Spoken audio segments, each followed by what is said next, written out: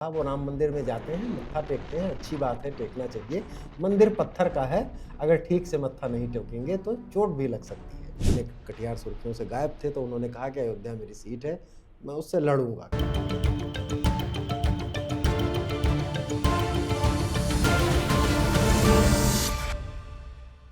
नमस्कार दोस्तों, आप देख रहे हैं बोले भारत। अनुराग अड्डा में आपका स्वागत है। आज बात करते हैं विनय कटियार की। जी हाँ, विनय कटियार 1991 के राम मंदिर आंदोलन का पुराना दौर याद कीजिए।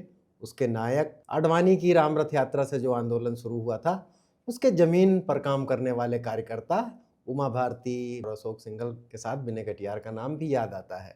विनय कटियार का नाम वही वाली राजनीति जब 1991 के दौरान नारे लगा करते थे कि जिस हिंदू का खून न खौले, खून नहीं वो पानी है, जन्मभूमि के काम ना आए वो बेकार जवानी है।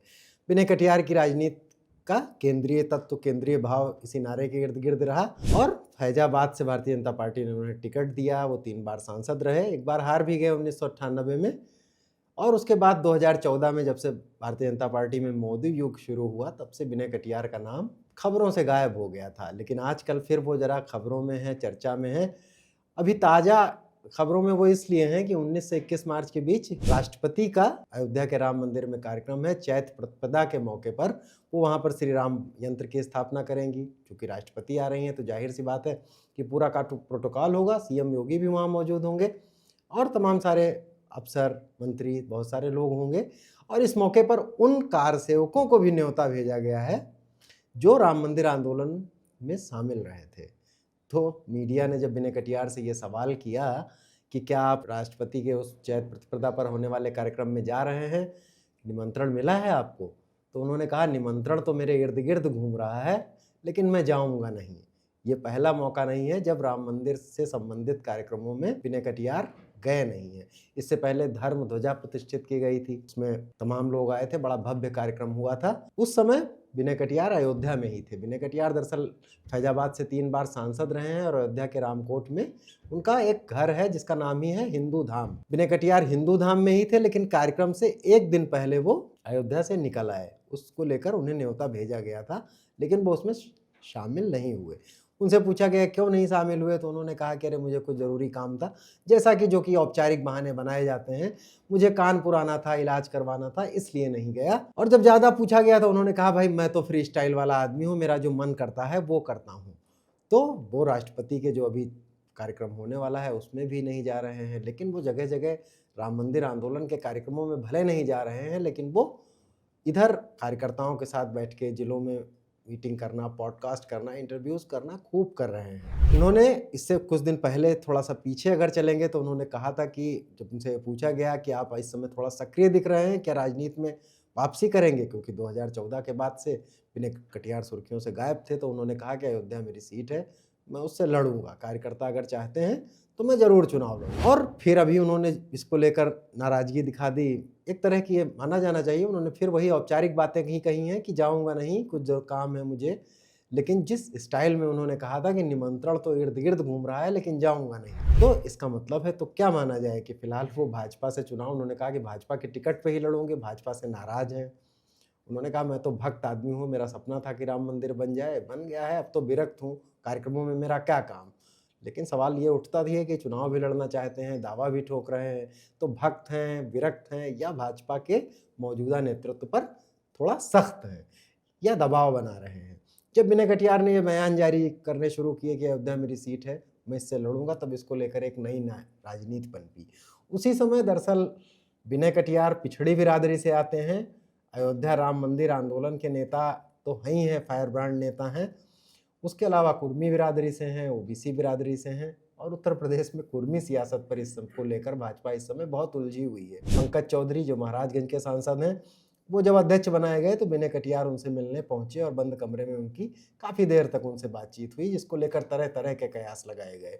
ये कयास इस बात से जोड़े गए कि विनय कटियार एक तरफ चुनाव लड़ने की बात कह रहे हैं और पंकज चौधरी से मिले भी हैं, तो शायद भारतीय जनता पार्टी अपने पुराने कुर्मी नेताओं को और ऐसे कुर्मी नेताओं को जो कि उग्र हिंदुत्व की छवि में ओबीसी राजनीति करते हैं, उनको थोड़ा आगे करने की कोशिश कर रही है। क्योंकि 2024 के लोकसभा चुनाव में ये बिरादरी भाजपा से थोड़ा छिटक गई थी और समाजवादी पार्टी की ओर मुड़ गई थी। लेकिन फिर अभी जो राष्ट्रपति वाले कार्यक्रम को लेकर उनका बयान है, उससे लग रहा है कि विनय कटियार अभी भी नाखुश हैं और शायद जो ये कयास थे वो पूरी तरह से सही नहीं है।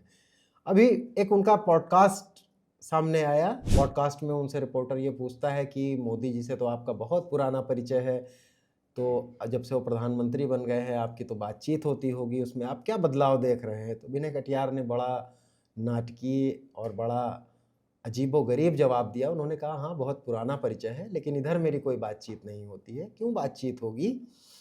और वो राम मंदिर में जाते हैं, इसको ध्यान दीजिएगा, उन्होंने कहा वो राम मंदिर में जाते हैं, मत्था टेकते हैं, अच्छी बात है, टेकना चाहिए।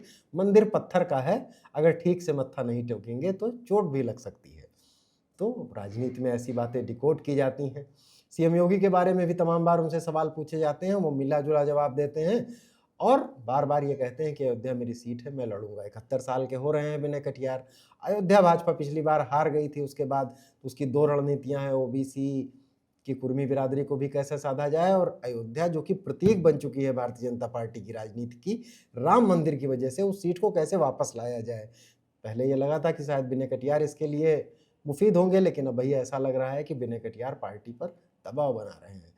तो विनय कटियार के मन में क्या चल रहा है, इसके साथ सवाल ये भी है कि भाजपा में भी क्या चल रहा है। विनय कटियार अगर नाराज हैं फिर नहीं जाएंगे इसमें, और राम मंदिर से जुड़े किसी भी प्रतिष्ठित कार्यक्रम में वो नहीं गए। उनसे बड़ा राम मंदिर आंदोलन का नायक कौन है, उनसे बड़ा कारसेवक कौन है जो कि भारतीय जनता पार्टी की सक्रिय राजनीति में रहा। एक और कोण भी चल रहा है इस समय, भारतीय जनता पार्टी के पुराने वाले जो राम मंदिर आंदोलन वाले नेता हैं और जो पुराने नेता हैं, जो नई उत्तर प्रदेश की भाजपा है, उसमें भी अगर आप देखेंगे, बीच में ये चर्चा चली थी कि कैसरगंज के पूर्व सांसद जिनको इस बार टिकट नहीं मिला था महिला पहलवानों के आरोपों के कारण, उनकी चर्चा चली कि फैजाबाद सीट से पर लड़ने की तैयारी वो कर रहे हैं। लेकिन जब विनय कटियार का नाम उछला तो ब्रजभूषण सिंह भी विनय कटियार के समर्थन में आ गए।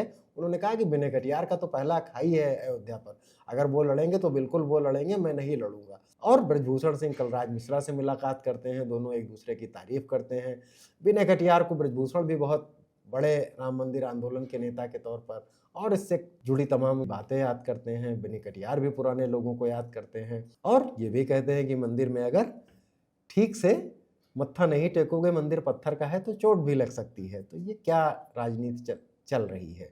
विनय कटियार एक प्रमुख कुर्मी चेहरा रहे हैं, अगर वो भाजपा से नाराज रहे, भारतीय जनता पार्टी कुर्मियों को साधने की कोशिश कर रही है और उनके साथ तो हिंदुत्ववादी चेहरा भी है, तो क्या थोड़ी मुश्किल होगी, या भारतीय जनता पार्टी उन्हें अपने खेमे में, अपने समीकरणों में फिट करके कुछ उनका इस्तेमाल करेगी। तो क्या माना जाए। अभी जो विनय कटियार मीडिया से बात करते हैं, लोगों से मिलते जुलते हैं और फिर से सक्रिय राजनीति में वापसी की दावेदारी भी ठोक रहे हैं, और वो ये भी कह रहे हैं वो तो फिलहाल विरक्त हैं। तो क्या माना जाए कि वो फिलहाल भक्त हैं, विरक्त हैं, या भारतीय जनता पार्टी के मौजूदा आलाकमान पर थोड़ा सख्त हैं कि मेरा भी ख्याल रखा जाए। राजनीति है, देखते हैं आगे क्या होता है। लेकिन विनय कटियार अभी उत्तर प्रदेश के आगामी चुनाव में, लोकसभा और विधानसभा दोनों में, एक मुख्य किरदार तो नहीं लेकिन एक महत्वपूर्ण किरदार जरूर बने रहेंगे, ऐसा लगता है। अनुराग अड्डा में आज यहीं तक। धन्यवाद, नमस्कार, देखते रहिए बोले भारत। कल फिर मिलेंगे किसी नए मुद्दे के साथ।